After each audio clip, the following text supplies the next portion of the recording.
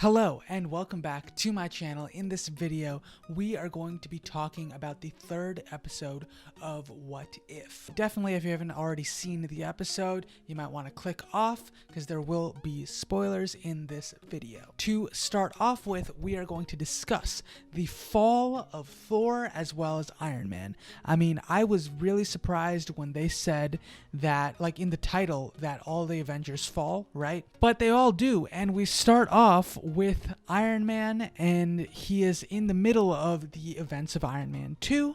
He's sitting in the donut. He has the conversation with Nick Fury and Natasha Romanoff, except this time, for some reason, the syringe that is meant to save his life ends up killing him. Now, I thought this was really creative because the way in which not only Iron Man but Thor are taken out is that the big guns are basically killed, and then the smaller, like lesser in terms of power, right, and capability characters are framed for those murders. So, for example, Black Widow is framed for killing Tony Stark, and Thor is supposedly killed by Clint Barton. Now, it is revealed later on who the actual perpetrator is, but I must say, of all the creative ways that you could take out the Avengers, I mean, I thought this was really interesting because it required someone that had intimate details as to who the Avengers candidates actually were, and I personally thought throughout the episode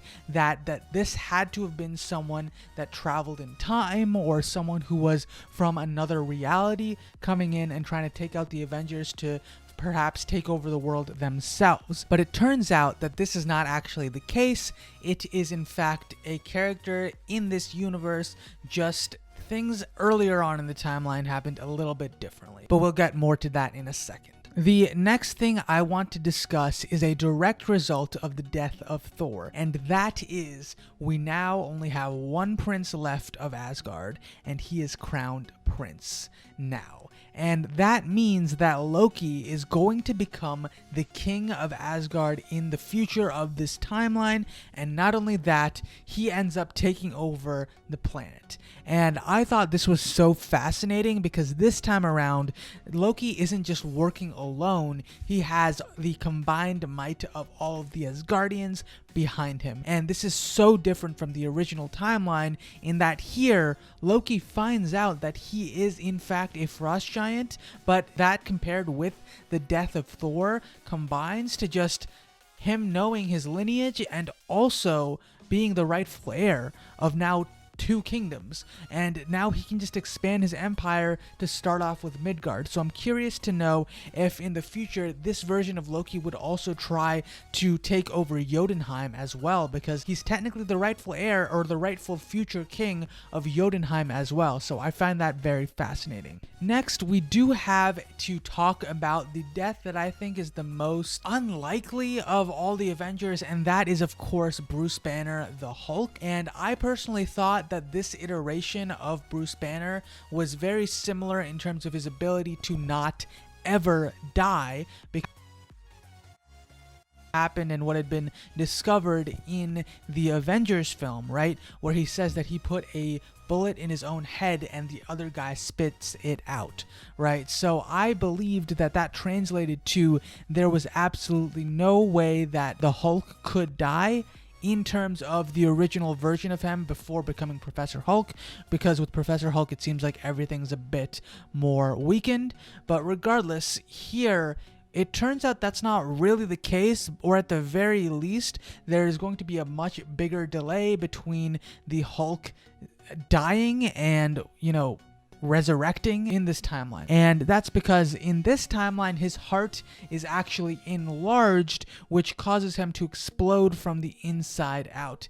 And I thought it was very clever that they didn't show the actual result of this, because it delayed the theories as to who this character could actually be that was going out and taking out each of these characters. Now that we've covered the major deaths in terms of the big powerhouses of the Avengers so far, minus Steve Rogers because he has yet to have been awoken from the ice, we can now talk about the actual perpetrator and his motivations in this episode. For the longest time, especially when the first Ant-Man film came out, though I enjoyed the iteration that we have, I always wanted to see not Scott Lang, but Hank Pym in the suit, really acting as his comic book interpretation of the character. Specifically, Hank Pym is known to not be a particularly stable person, and though he started off as a superhero, he has had mental breakdowns. He, in truth, was the original creator of Ultron in the comics,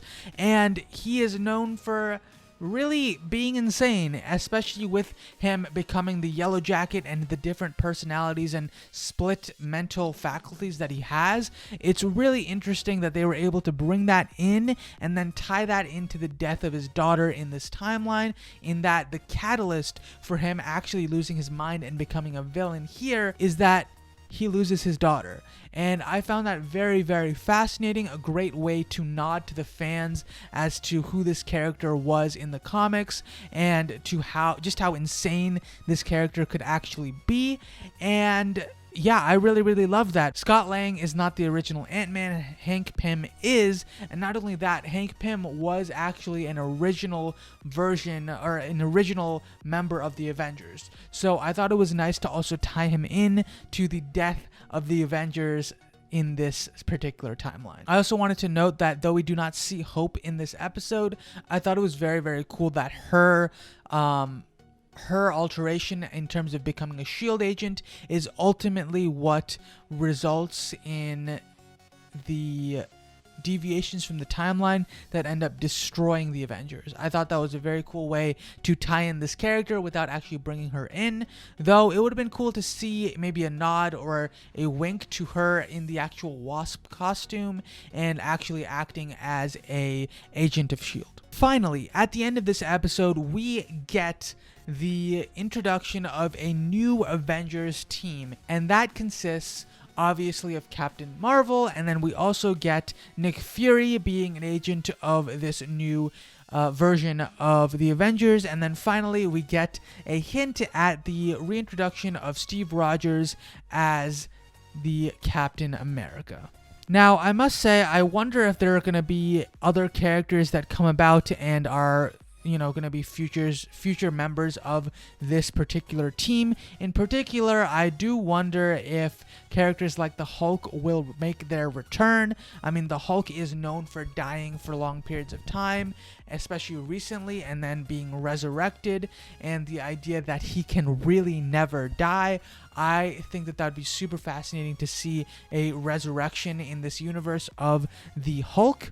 But not only that, I think there are definitely other characters that could be brought about. For example, anyone relating to the field of magic, so particularly Doctor Strange, could definitely be a candidate in this world. Perhaps there is a different way in which he loses his ability to use his hands and he ends up at Nanda Parbat, or maybe we do end up instead getting to see the Ancient One in this version of the timeline. So I think regardless, there is a lot of potential with this universe in terms of a future Avengers team. That being said, that's all I have to say for this episode. Honestly, this was probably one of my favorites just because it tied together three big characters from early on in phase 1 and had us actually see us jumping between their events, between their different movies within the span of a very short period of time. Although I don't actually know if the Hulk film was probably a lot earlier on, so maybe the Hulk aspect of this week was just completely new. Regardless, I do think that it was very, very cool to see us jumping between these three big characters and then tying in Nat and Clint's stories as well, and having everything just go in a completely different direction. I found it super fascinating by bringing in a character that we would only see much later on within the MCU. I hope you guys enjoyed this video. I really enjoyed watching this episode. Let me know your thoughts on this What If episode number 3. And yeah, if you liked the video, please like the video and subscribe for more content from me on my channel. Thanks for watching, and I'll see you next time. Bye.